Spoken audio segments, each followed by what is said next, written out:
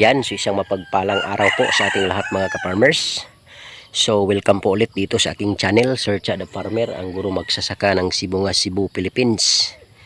So kung bago ka pa lang sa channel na to mga farmers, ngayon ka lang nakapunta ng aking channel, pakisubscribe po sa ating channel at the same time pagka-click na lang din sa notification bell para magiging notified sa ating mga videos na gagawin.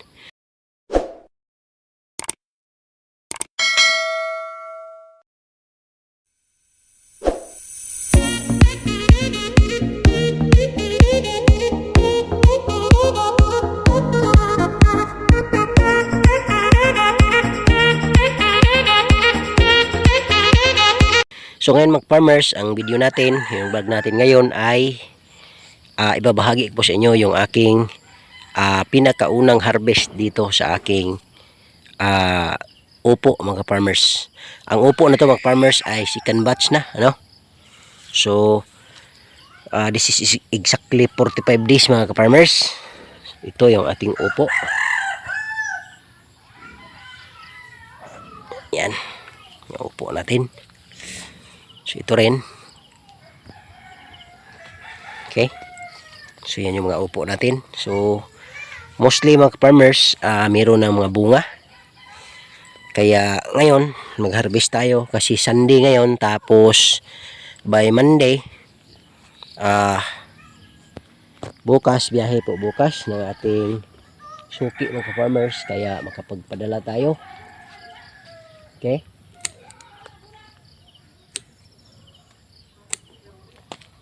Papadala natin sa carbon market mga farmers, diretso sa carbon market para hindi na tayo mahirapan na i-dispose.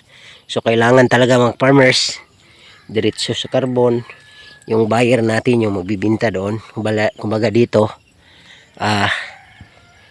direkta nating i-bibinta sa ating buyer mga farmers. So ganito mga farmers, lalaki na ng ating upo.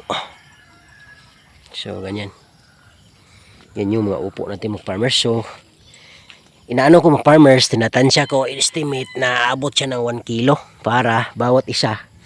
Talagang 1 kilo, hindi na mahirapan na kwintahin kung ilang kilo mga farmers. Like this one, malalaki na. Kasi ang range mga farmers na gina-accept is 3/4 to 1 kilo. Yung iba nga okay lang naman, mga 1 kilo at mahigit ng konti, no? Pero hindi ay maabot ng mga 1 kilo and a half. Basta 1 kilo lang talaga yung parang matatawag nating maximum weight mga farmers. Okay, so ganyan. So dito banda mga farmers, yan ma-harvest natin. Yan. So nangyayari ngayon mga farmers is, kung makikita nyo, malinis na yung area natin dahil nagpamawir tayo. Okay, pinamawir natin sa aking brother-in-law, yung kapatid ng aking may bahay mga farmers, yung nagmawir nito. So ganyan, so maraming bunga mga farmers. Nito yan. So hindi ko pa matansya mga farmers kung ilang kilos yung ma-harvest natin ngayon, pero marami-rami. Okay, kasi kung makikita nyo may mga bunga naman talaga dyan. May mga bunga nandun. Ito pa mga farmers, yan, so maraming bunga, kaya yan, meron tayong marami-raming harvest dito. So ganyan. So ganyan mga farmers. Siguro aabot to mga siguro 50 kilos siguro first harvest natin. I'm not sure. Mamaya makikita natin to mga farmers kung ilang kilo talaga yung ma-harvest natin. And then dito sa amin mga farmers sa Sibungas, Cebu, siguro dito sa buong Cebu ay lagi umuulan, makulimlim. Tingnan nyo yung paligid. So walang araw talaga simula kaninang umaga, walang napakitang araw. Kaya ganyan makulimlim no. Tingnan mo, may mga tubig pa dito sa gilid ng ating plat. So pag ganyan araw-araw mga farmers, maaring malanta yung puno ng ating upo. Kaya praying na lalabas na yung haring araw para yan o, tingnan mo, daming tubig para ma-evaporate yung mga tubig ng farmers at yung iba naman mag-absorb sa lupa.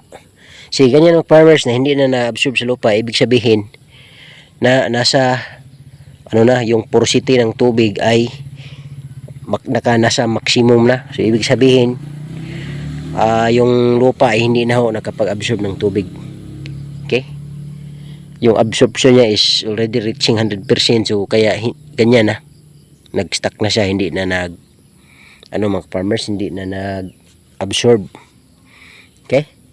So ganyan mga farmers, yung ating mga upo ngayon nandoon sa tasyo, yung lalaki na sila. Kaya naman mga farmers, harbisin natin to ngayon. So mamaya mga ka-farmers ay papakita ko na lang sa inyo yung aking mga na-harvest. Yan, so tapos na tayo mag-harvest mga farmers sa ating pinakaunang pagpitas dito sa ating 45 days old na upo. So nandito ang na-harvest natin mga farmers. So based on my estimation mga farmers, aabot ito ng 50 kilos. Yan, so ito yung harvest natin. Yan ang harvest natin mga farmers. Okay, tapos dito yung iba pa mga farmers. Yan, so grabe, ang gaganda ng ating harvest mga farmers. Parang sa Bisaya pa, grabe yung sinawa mga farmers. Guwapa kayo. Siyempre first harvest, virgin pa kayo mga farmers. So ganyan, yung ating first blessing na nabigay sa atin ng upo mga farmers. Okay, so sa susunod na harvest mga farmers, siguro ganun pa rin, but more or less mas dadami kasi mas dadami yung side shoots. At the same time mag-a-apply na tayo ng abono na pang fruiting stage talaga, kasi ito hindi pa ito nakatikim ng abonong pang fruiting stage mga farmers. Unique 16 pa lang ang nito ng Yara ang natikman. Kaya naman by next week siguro makapag-apply na tayo ng abono na pang fruiting stage sa mga farmers para mas malali itong magbibigay ng bunga at mga bulaklak mga farmers. Okay, so I think yung lang siguro mga farmers vlog natin. Maraming salamat once again, this is Sir Chad Farmer, ang gurong magsasaka ng Sibunga, Cebu, Philippines. Bye bye and thank you.